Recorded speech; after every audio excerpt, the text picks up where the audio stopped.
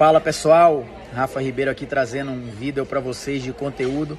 Tem muito tempo que eu não faço isso e essa semana aconteceu uma coisa aí que balançou muito as estruturas do jiu-jitsu mundial, que foi a perda do super campeão, o campeão do povo, como todo mundo fala, um dos caras mais carismáticos aí da história do jiu-jitsu, Leandro Lo. Leandro foi assassinado no último sábado, numa festa, e teve uma repercussão muito grande em todo o meio, né? Afinal de contas, era um cara muito carismático e querido por todos ao seu redor. Uma postagem que o Márcio André fez, quem é que não gosta ou não torce pro Lo? Eu respondi no privado para ele, eu nunca torci contra o Lo, eu sempre torci contra. E eu vou justificar o porquê. Primeiro, que eu sempre tive do outro lado como treinador. Então, foram 3 lutas quando eu treinava o Renato Cardoso e 2 lutas contra o Isaac. E todas as 5 o Lo ganhou. E o Lo representa, teoricamente, o caminho que um atleta profissional deve seguir, o oposto. Que é aquele cara de dormir cedo, acordar cedo, ser disciplinado, com horário, sem festa, sem bebida, sem muita curtição. Então tem um processo ali do dia a dia muito duro, de preparação física, nutricionista, fisiologista, psicólogo. Então quem olha de fora assim a vida do Lo e quem conversa com os amigos próximos dele, vê que o Lo é um cara que praticamente não fazia nada disso. Mas o mais engraçado é que mesmo ele não fazendo nada disso, o cara era tão genial que ele ia lá e ganhava. E esporte é isso, é você ganhar. O esporte vive de resultado. Então, independente de se o cara faz ou não o caminho certo, ele acaba ganhando. E aqui o Lo é um cara que sempre colocou as minhas próprias crenças em xeque. Por quê? Porque a ciência do esporte diz que tudo que o cara faz, teoricamente, é o caminho equivocado, mas ele vai lá e ganha. Então, a ciência do esporte estaria certa e ele errado? Mas se ele ganha, ele estaria certo e a ciência do esporte errada. O que a gente tem aqui, na verdade, é um tamanho estatístico, né? Eu acho que a gente fala, Lo é 1 em 1000 pessoas, é 1 em 1 milhão. Não, eu acredito que Lo é 1 em 1 bilhão. Porque o que o Lo faz, se reproduzir para 1 bilhão de pessoas, ninguém vai conseguir o resultado que ele conseguiu. Isso torna o cara mais genial e mais especial ainda. Porque alguém aí já tentou chegar virado de uma noite ou de uma festa e ir treinar jiu-jitsu e mesmo assim bater em todo mundo? É uma coisa tão surreal que não dá nem para imaginar. Então alguém aí, eu já fui surfar de virote algumas vezes, nunca treinei jiu-jitsu de virote, mas já treinei jiu-jitsu chegando de viagem, sem dormir direito em avião, e é uma coisa extremamente difícil. Agora imagine você chegar virado e ainda bater em todo mundo, é uma coisa assim surreal. Então no esporte de alto rendimento a gente tem o que chamam outliers. Outliers são essas pessoas que fogem muito da média. Então quando a gente tem uma pesquisa científica, a gente procura uma linha que é a linha média.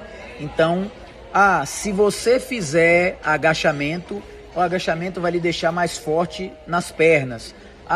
De 100 pessoas, 95 aconteceu isso. Então esses 95 estão na média.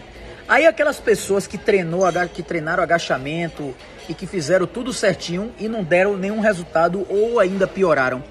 Essas pessoas geralmente elas são cortadas porque elas manipulam muito a média, muito para cima ou muito para baixo. Elas são os outliers. E todo atleta de alto rendimento, ele deveria ser um outlier. Isso torna o papel do treinador muito mais complexo. Então, não é só aplicar a preparação física, não é só aplicar a nutrição, não é só fazer aquela coisa do sono que a gente sempre propõe. Você tem que conhecer a fundo a pessoa. Porque mesmo fazendo isso tudo, pode ser que a probabilidade de ter um erro, de dar errado. E tem aquelas pessoas que mesmo não fazendo nada, dão certo, como é o caso do Lo. Eu acredito aqui que é uma opinião pessoal agora, que o esporte perde muito quando um outlier se vai. Por quê? Porque ele é o cara que colocava todas as nossas crenças em xeque. Então o Lô ia lá e ganhava. Tem uma passagem muito interessante de uma aposta que eu perdi, provavelmente. Isso foi assim, inacreditável. Pan-Americano de 2018. Kenia Cornelius e Lô, eles iam lutar pelo super pesado. O Kenia vinha de um ano assim espetacular e era o favorito. Tava muito bem, muito bem. Aí eu fui no banheiro lá do ginásio e quando eu chego no banheiro tá o Lô vomitando. Aí eu olhei assim e falei, pô, esse cara não tem como lutar. Aí voltei lá pra área de luta, aí encontrei o Renatão Cardoso. Renatão, você vai lembrar dessa. Aí eu falei, porra, dessa vez o Lô não tem como ganhar. Não tem como ganhar, é impossível. Ele qual foi? Eu falei, pô, o Lô tava vomitando lá, tá muito mal no banheiro. Aí o Renatão virou pra mim, coach, tenho certeza que ele vai ganhar. Eu falei, vamos apostar. Vamos. Apostamos $20. O Lô não só ganhou, como quedou o Kenia e ainda passou a guarda do Kenia. Que era uma coisa que, assim, quase impossível de acontecer.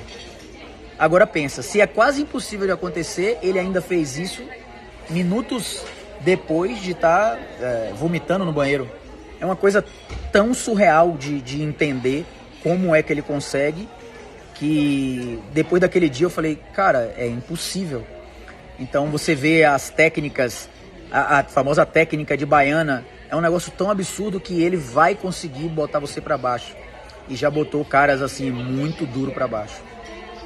O Isaac mesmo é um cara super difícil de botar para baixo e já tomou essa baiana aí, tanto na final do GP quanto agora na final do Mundial.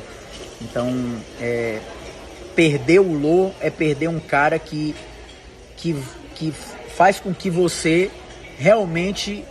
É tão difícil de explicar que faz você acreditar que tudo realmente pode ser possível. E o Lô é esse cara. Eu não vou nem falar da parte pessoal, porque pessoalmente eu não conhecia ele. Mas todo mundo ao seu redor fala que era um cara de coração grande, que era um cara muito generoso, isso tudo e aquilo.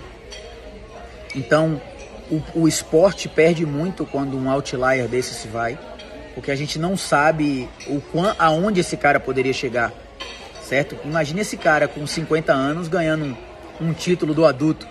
Um cara que tá ali com 50 anos, você vai se achando que tá sem gás e vai lá e sendo campeão mundial. Então a gente nunca sabe o que é que um outlier pode conseguir alcançar no esporte. Uma outra coisa que eu quero chamar a atenção é que esse fim que aconteceu é um fim triste, mas para aquelas pessoas que estão sempre indo em festas, com muita bebida ou não bebida, mas o ambiente de festa, de balada, é um ambiente mais propício a dar algum tipo de problema. E não que ele queira isso, mas a probabilidade aumenta. E a gente, na verdade, com a vida da gente, ou o próprio treinamento, a gente faz um gerenciamento de risco. O que é arriscado e o que dá resultado, o que não é arriscado e o que dá resultado, que é o melhor, o que não é arriscado e o que não dá resultado. E o pior, que é o que é arriscado e o que não dá resultado. Então a gente tem 4 possibilidades aí. A gente sempre tem que procurar, obviamente, o menor risco e o maior resultado. Então é uma balança que é muito complicada. Esse tipo de vida onde você está mais propício a ter mais confusões, a ter mais discussões ou a ter mais problemas, ainda mais no mundo que se vive hoje, que simplesmente o cara pode ir lá pegar uma arma e fazer o que aconteceu e dar um tiro. Era uma confusão, já tinha apartado, já estava todo mundo tranquilo, o cara dá as costas ou vira lá, o cara saca uma arma e vai lá e tira a sua vida. Então, eu quero deixar aqui uma mensagem para todos que viram esse vídeo. Eu sempre torci contra o Lô e sempre perdi. Essa é a primeira lição. O Lô é um cara que me desafiava muito do ponto de vista esportivo. E a segunda lição as nossas escolhas determinam as probabilidades do que vai acontecer na nossa vida. Não que seja exatamente o que vai acontecer. Quem vai para a festa vai acontecer isso. ou quem nunca vai para festa, nunca vai acontecer. Mas a gente está falando de risco. Então, se você aí é atleta, ou se você está nessa vida de balada, muita festa, repense as suas escolhas e vamos tomar de lição aí o que aconteceu com esse grande campeão. É uma perda lamentável. Eu passei praticamente a semana toda tentando surfar aqui no lugar onde eu estava, mas a todos os momentos via um insight de alguma coisa que esse cara fez, como é que esse cara fazia, e todas as pessoas na internet comentando, e o legado dele é a coisa mais genial de todas. Eu acho que o legado dele é a alegria em poder estar treinando e competindo. Então, se todos os competidores tiverem 1% da alegria e do conforto que o Lô tinha em competir, eu acho que a probabilidade de ter um sucesso é muito grande. Lô, descansa em paz, guerreiro. Os